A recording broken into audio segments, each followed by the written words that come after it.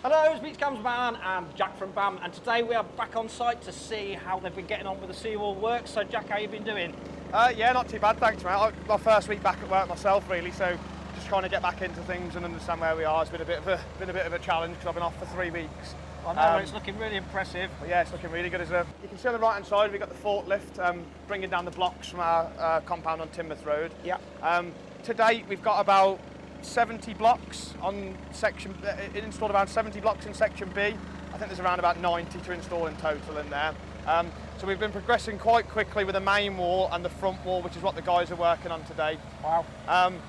So you can really see your start to coming up out of the ground now. I mean, when you were here last time, we were starting the foundations and the reinforced slabs on the ramp down the bottom. I think it was the first slab, wasn't it, that was going down? It was, yeah. So there's 8 of them to cast, so that took a couple of weeks. The bulk of the work in this area has been in the ground. There's a lot of mass reinforced toe concrete foundations. There's also scour protection to build, and then there's also all the reinforced slabs which support all of this structure that you can see now. Yeah. So if we just jump around the other side first from the front. The blocks that you can see that the guys are working on at the moment, they will form the new access ramp down onto the beach. And then the blocks on the left-hand side, that will form part of the main wall, and that ties back into the recurve units in section C that you can see in the distance over there. Okay. So we've installed 50 units so far on the main wall, 18 units on the front wall after the 4 that they're putting in today. Will be on 18. Yeah. And that'll basically be all the blocks installed on the front wall ready for the L units to go on top of it.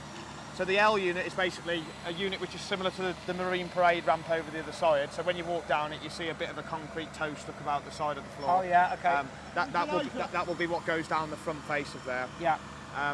On top of the main wall units on the left-hand side, you'll have some kind of angled units which go up off the blocks, which you can see down here. Yeah. And that will house the staircase in to get up onto section B. Yeah. And then you'll have recurve units along the top of this again. So each of the blocks is tied into the ground or into the piles. So if you remember, we've piled that, I think it was around about 9 metres into the ground. That's right, yeah. And then we've put that reinforced concrete slab on top of the piles. And what the guys are doing now over the back over there is drilling down into those piles. So what we do, we drill down 2.5 metres into the pile, we remove the concrete, and we grout all the bars that you can see going through the blocks here. And what that does is it joins the blocks, it joins the bars join the piles to the blocks, yeah. And then eventually they do come up and they do go through the recurve units as well. So basically it makes the structure one integral unit. Wow. So yeah, there's a lot of steel work involved with this and a lot of drilling involved with this, and it takes a lot of time to kind of prepare and get the bar in the correct position. So the bars we're using, we have 57.5mm diameter bars, which are the big bars on the left hand side there, and we also have 40mm bars depending on the location and what we're installing. Yeah. So over the next, I'd say over the next week really, the area that you see on the left hand side will be completely backfilled with concrete, up to the top of the 5th row, which is the highest row that you can see over there. Yeah. We're not going any higher than that for the time being, and the reason for that is we're going to cast a big lump of concrete at the back and install all of the trackside wall units. So we're going to cast a plinth to sit those on, install the units at the back then, and then work our way out. Right, okay, yeah. Just because there's maximum lift capacities with the machine. Just like the other end of the platform there. Yeah, that was it. So there's maximum lift capacities with that 70-ton machine, and if we were to install all of the blocks here, he wouldn't actually be able to reach over to there. So what we're doing is creating a big working platform for that machine. We'll fill all this area back in with sand, and then we'll get the machine up on top of the concrete that you can see there. Amazing. The area that you can see around here at the moment, we've basically created our own dam, really. Yeah. So this is where we're accessing through with all of the machines, and then the machines work their way around the back of the containers, which are currently protecting us while we're working down in this zone at the minute, and then they travel the blocks down and install the blocks. So you're still having to pump the water out every tide? So there's a lot. We don't have to. The tide doesn't actually come into here. So we've actually prevented the tide from coming in by putting that much sand around our work area. Yeah. But you do still get a lot of groundwater which penetrates through the existing structure, which is why we have the drainage matting at the back there. Yeah. And you can see the weep holes that are on the blocks on the 4th row up there. Yeah. And they will eventually get drilled right the way through into the matting at the back, and that'll release any ground pressure building behind there. Wow. So yeah, a lot been done really in this section. Absolutely. We haven't really been working in any other sections at the minute. We've been doing Saturday night possessions on the platforms. Yeah. We've been finishing off that last 100 metres, which was always fenced off. So that should be finished in around about the next 4 or 6 weeks, surface and everything, and we're hoping to open that end of the platform up then to public for around about mid-June, end of June. Okay, cool. Because last time as well, you're creating this platform. That was it, yeah. So the other side. So the guys are still working and building reinforcement over there, so you can see it's all fenced off. And what we do is we lift all of the loose reinforcement up onto the top of there, and the guys start fabricating all of the cages. Yeah. So the cages are for to support the blocks in section A, so this big area that we're looking at here. Yeah.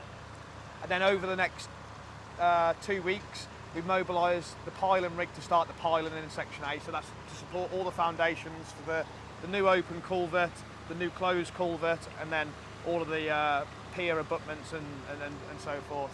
Right. So the piling rig that we're bringing in, it's a different piling rig to the one that we were using before. The one that we were using before was a 14-ton rig. The piling rig that we're bringing in to install these piles is a 35-ton rig, which is a lot bigger in size, and you will see the scale of it when you're here. Yeah. So the piling programme's somewhere in the region of about 7 to 8 weeks to install all the piles in this area.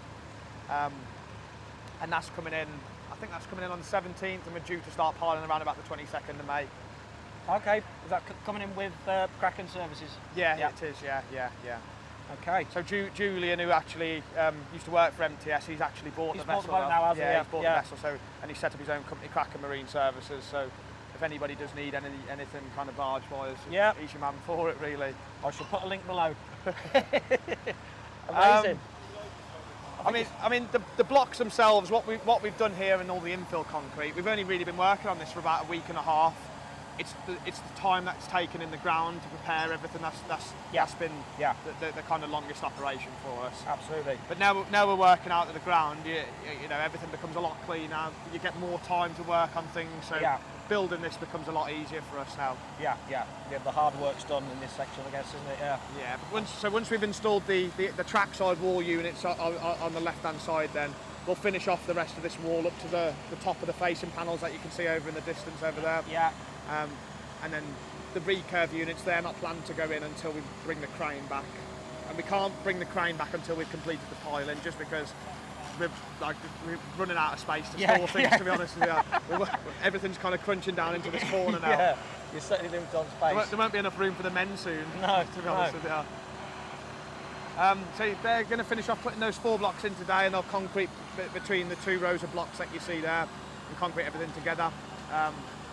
And then that's the ramp done until we put the L units on. Amazing. And that will be the last thing that we install out of the whole of the scheme, the L units on that ramp. Yeah. Just because we need to maintain continuity in and out of this area with the machines at the minute. And if we install the units and we track over them with the machine, we risk damaging them. So yeah. Okay, brilliant.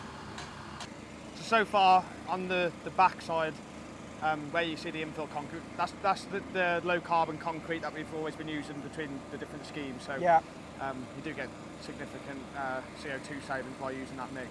Okay.